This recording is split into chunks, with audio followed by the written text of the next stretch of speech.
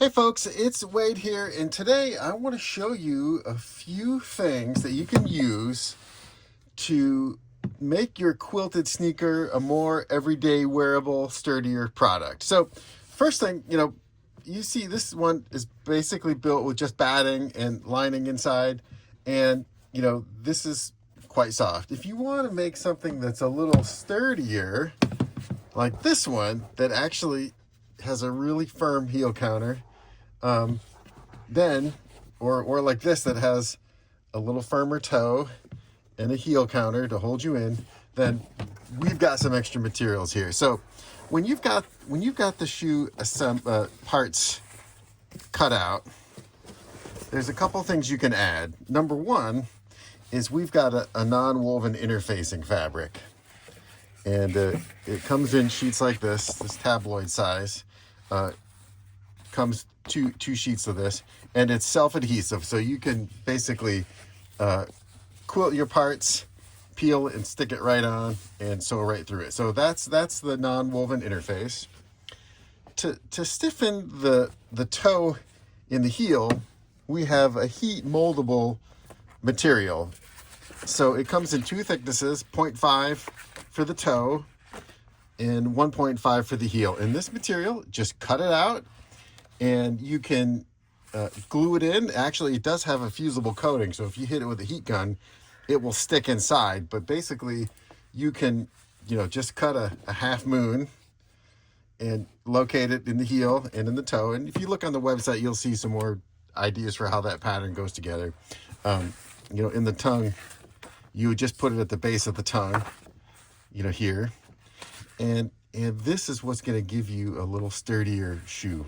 So that's the heat fusible, heat moldable counter material.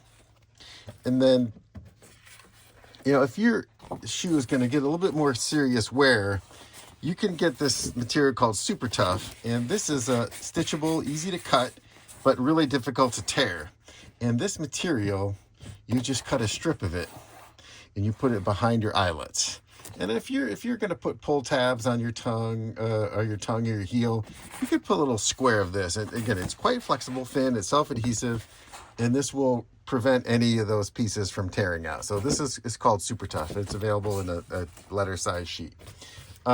Next thing I want to talk about is the foam that we have that you can use in place of batting or for padding inside of your shoe. Now, this particular shoe is made out of 2 layers. So when Holly Ann made this, she took her fabric and applied the foam directly to the fabric, and then she did her quilting. And this is what this looks like here.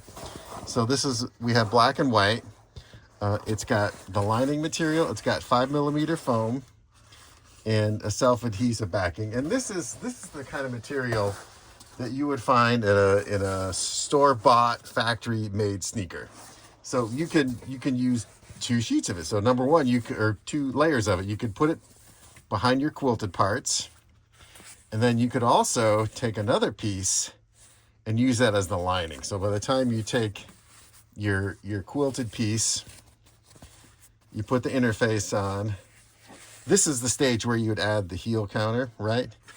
Peel the lining off, stick it in.